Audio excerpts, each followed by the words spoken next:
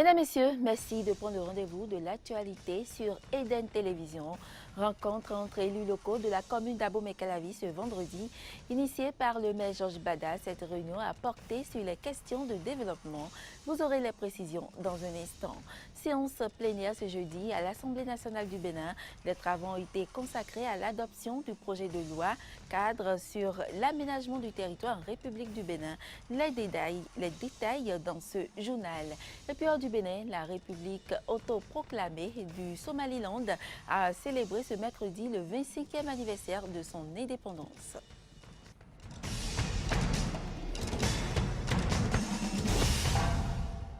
Bienvenue à toutes et à tous. Séance de municipalité de la commune d'Abomey-Calavi ce vendredi 26 mai 2016. Objectif, échanger autour des questions de développement et des difficultés que rencontrent les élus locaux de la commune d'Abomey-Calavi.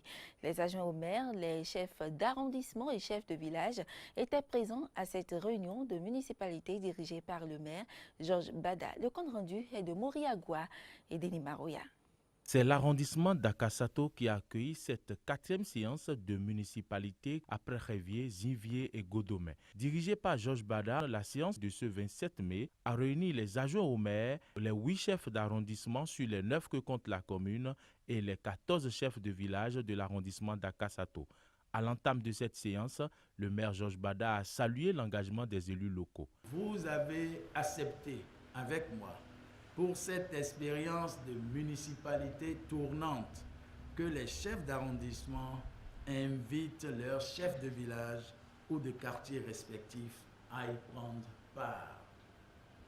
Les travaux de la présente séance de municipalité à laquelle vous avez été invités s'ouvrent dans votre arrondissement à un moment important de l'histoire de notre commune en général et de l'arrondissement d'Akasato en particulier.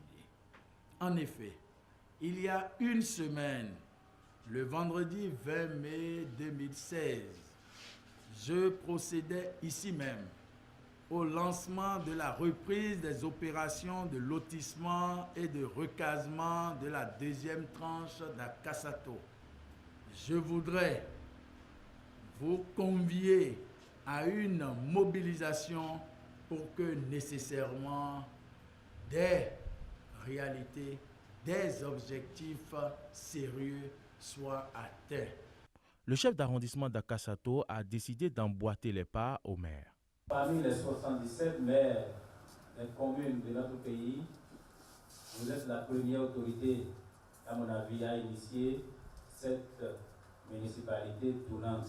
Et je prends ici l'engagement de vous emboîter les pas.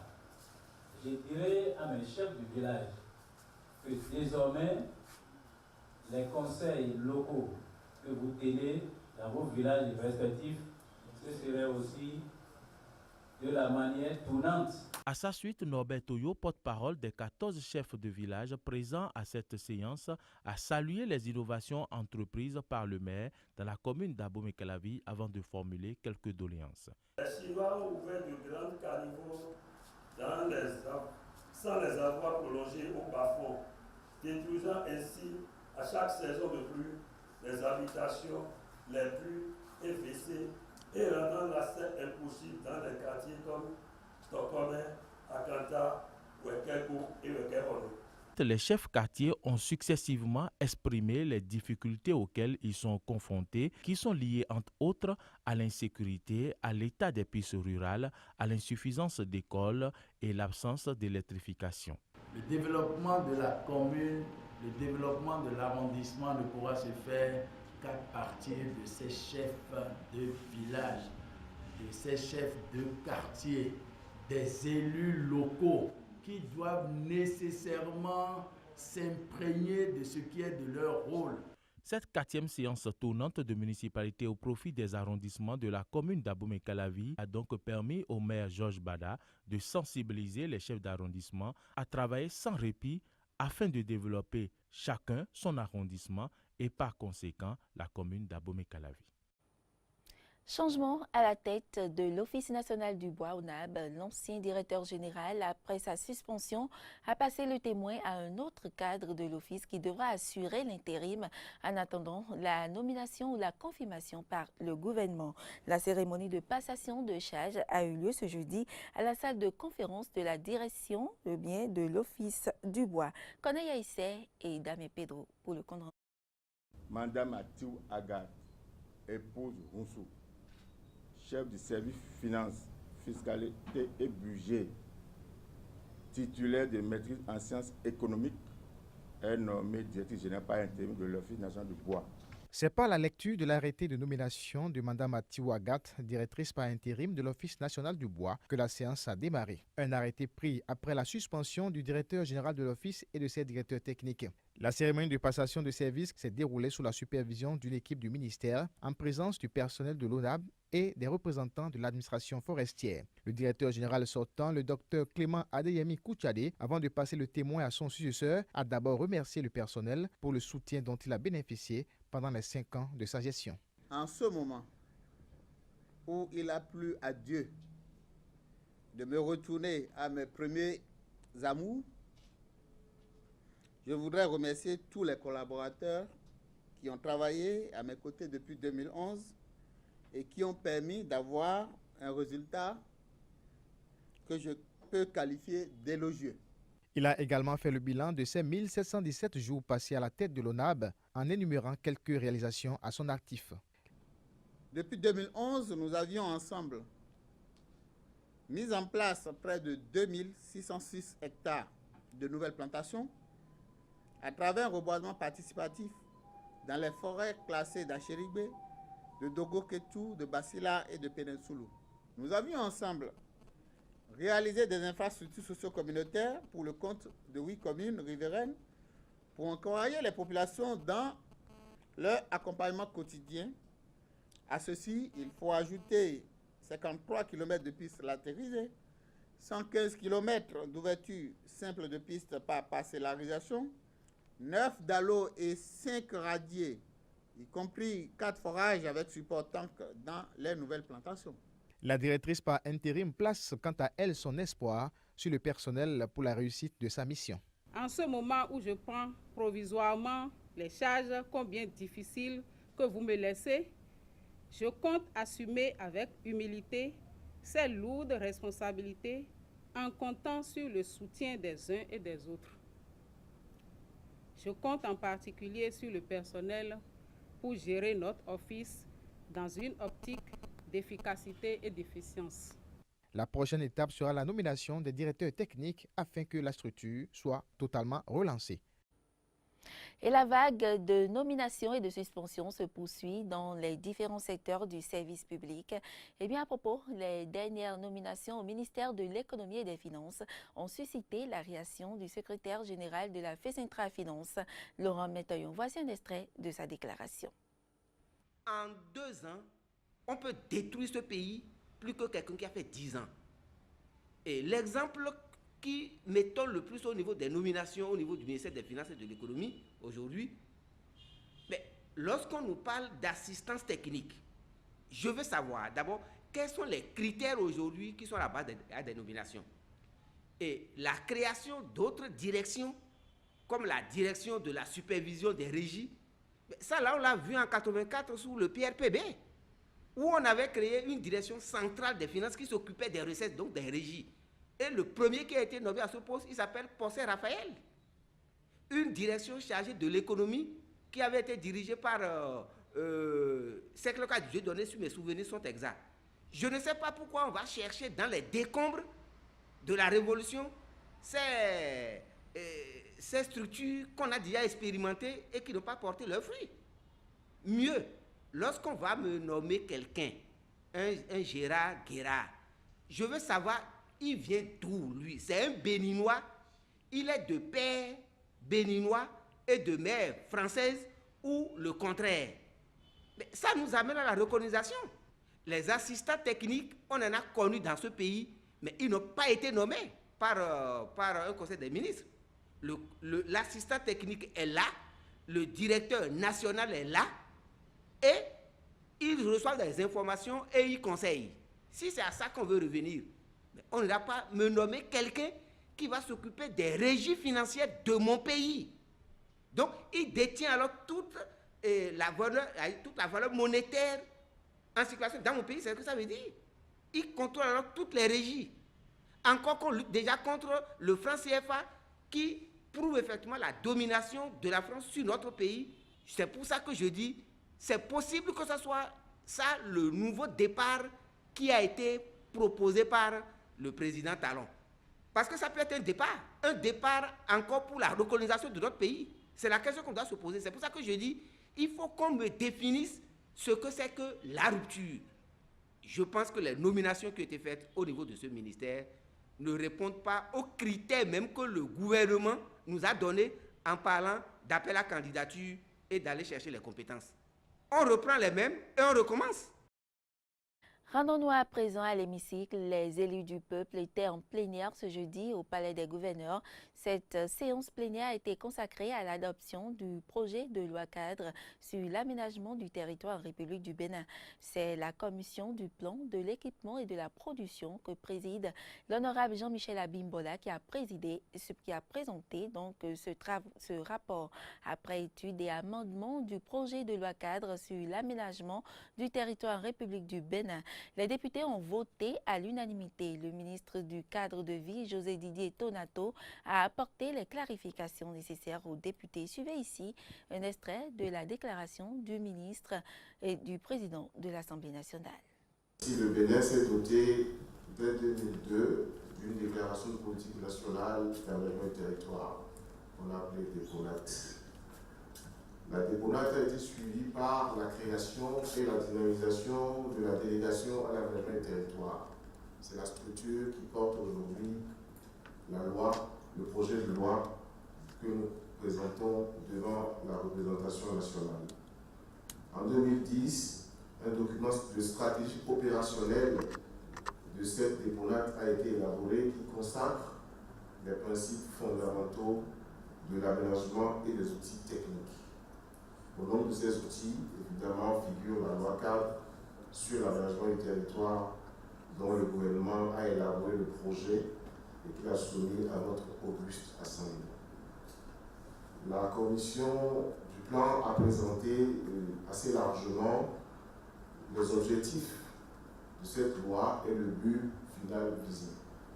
Je voudrais rassurer que la création du ministère du cadre de vie et développement durable voudrait renforcer le lien qui doit exister entre l'aménagement du territoire, le développement urbain, l'habitat et la construction et l'environnement, la synergie qui doit exister entre ces différents secteurs pour créer un cadre de vie amélioré, intégré, permettant l'action de tous les facteurs économiques sur le territoire national. La loi portant loi cadre sur l'aménagement du territoire en République du Bénin est adoptée ce jour à Porto-Novo le 26 mai 2016. Je vous remercie. Le président de l'Assemblée nationale, Maître Adrien Mbedi, s'est prononcé à la question du député Jean-Marie Alagbé au sujet de la décision du Conseil des ministres du 18 avril 2016 relative au déploiement des gardes du corps. Cette démarche a amené le commandant militaire de l'Assemblée à ordonner aux députés de libérer les gardes du corps, policiers et gendarmes sous leurs ordres. Suivez la réaction du président Adrien Mbedi. Les avantages qui sont accordés aux députés sont des avantages qui résultent des délibérations de l'Assemblée nationale en raison de notre souveraineté et de notre autonomie. Donc je suis clair là-dessus. Le gouvernement ne peut pas, de son seul chef, décider de ce que nous devons faire en matière de sécurité. Tout ce que vous voyez comme avantage accordé à l'Assemblée nationale, au point de vue protocolaire, au point de vue sécurité, au point de vue avantage, tout cela résulte de décisions qui ont été prises par la plénière contre les gouvernements qui étaient en place. Donc nous n'innovons pas en remettant en plénière ce dossier-là pour que nous prenions des décisions que nous soumettrons ensuite au gouvernement pour lui demander de tenir compte de ce que l'Assemblée nationale est une institution particulière dans la République. Et ce que nous demandons, c'est ce qui se fait dans tous les parlements, en tout cas de l'espace francophone. Vous allez en France, le Parlement est souverain en matière de fixation des conditions de sécurité des députés de l'hémicycle. Voilà, donc nous allons faire ce débat. Nous allons arrêter la position qu'il faut arrêter et nous allons dire au gouvernement, voilà notre position. Nous n'innovons pas, donc soyez patients. Je sais que la plupart des députés sont mécontents à cause de ce problème-là. Problème d'escorte, problème de gyrophare, problème... Il y a beaucoup de mécontentement, ça nous revient. Nous allons essayer de trouver une solution. Mais dans le calme, dans la discipline, avec une volonté de coopérer avec le gouvernement. Alors que la commission chargée des réformes institutionnelles mise sur pied par le président Patrice Talon travaille depuis quelque temps, les journalistes s'intéressent à l'état du secteur judiciaire et aux réformes qui pourraient permettre de résorber les difficultés de la maison justice. Fréjus Serlan et Fréjus Fiossi. Greffier et auteur du livre Justice béninoise, ma part de vérité, Herman Kekiré a échangé ce vendredi avec les professionnels des médias sur le système judiciaire du Bénin. Pour l'homme, l'état de la maison justice n'est pas très glorieux.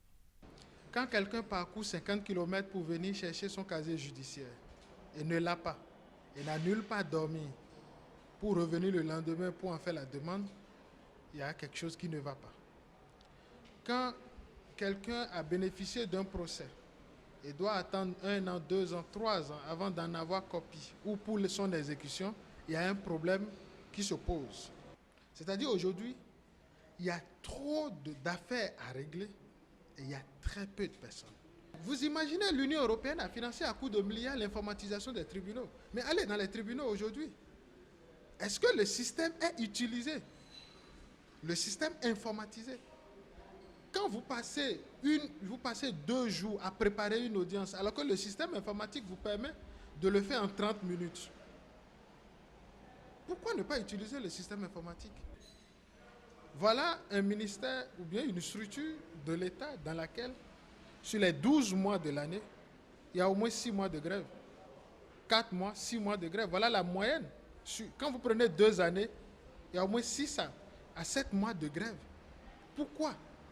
Parce qu'il y a un marché de dupes qui se négocie. C'est-à-dire, tant que l'autorité n'est pas poussée dans ses derniers retranchements, il ne réagit pas.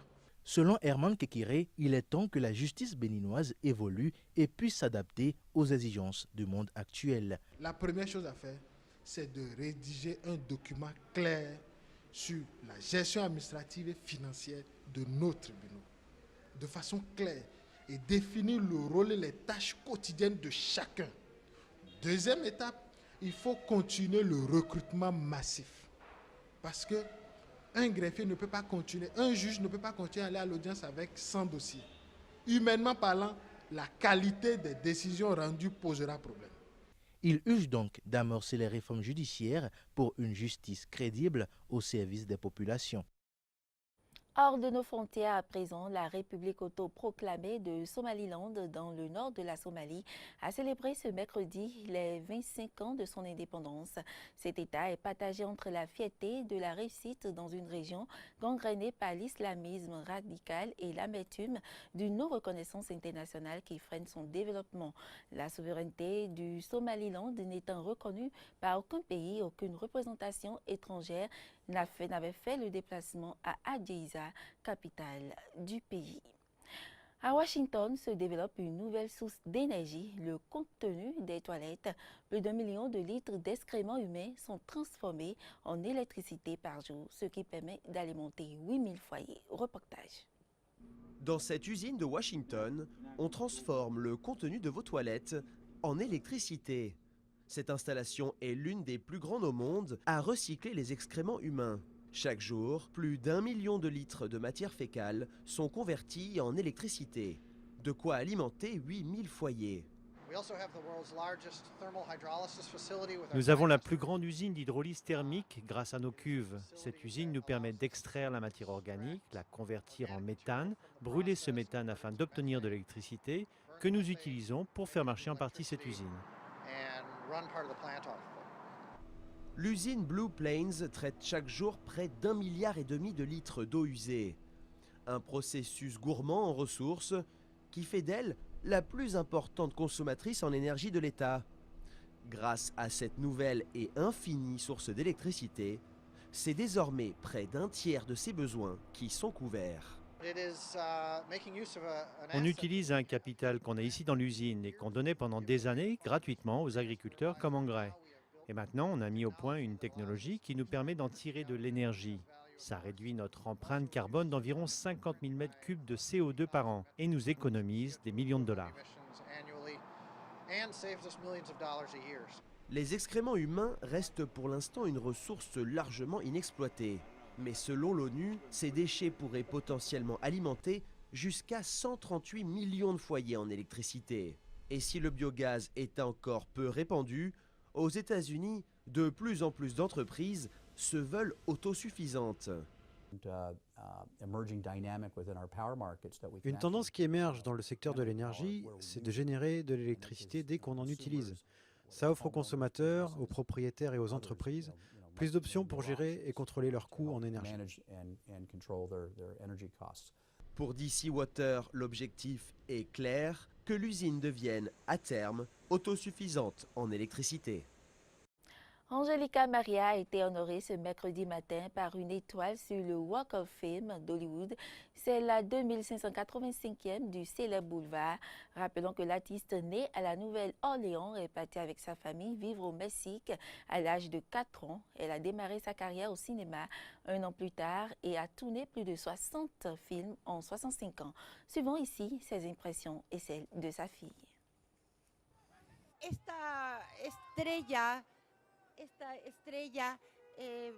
Cette étoile signifie tant pour moi. Je crois que tous les artistes sont émus d'avoir une étoile sur le Walk of Fame d'Hollywood. Non, jamais je n'aurais pensé que j'en aurais une. C'est un rêve devenu réalité. Merci 1000 fois, sincèrement. Sa première maison était ici, à quelques rues sur Formosa Avenue. Ce n'est pas une blague. J'ai grandi sur Formosa. Elle vivait ici. Elle est depuis longtemps une résidente de Hollywood. Mais je ne peux vraiment pas imaginer combien de fois tu as marché dans cette rue avec ma grand-mère sans savoir qu'un jour ton nom serait inscrit sur le trottoir. Alors à présent, à la découverte du musée Angkor Panorama au Cambodge. Ce musée retrace la civilisation nord-coréenne et attire beaucoup de visiteurs. Une civilisation oubliée, recréée en 3D et à 360 degrés. À 2 pas du temple d'Angkor Wat, cette nouvelle attraction fait renaître l'Empire Khmer qui dominait l'Asie du Sud-Est du XIe au XIIIe siècle. Le Cambodge doit cette reconstitution à la Corée du Nord. Artistes, mise en scène, financement, tout vient de l'État paria, au risque d'effrayer les visiteurs.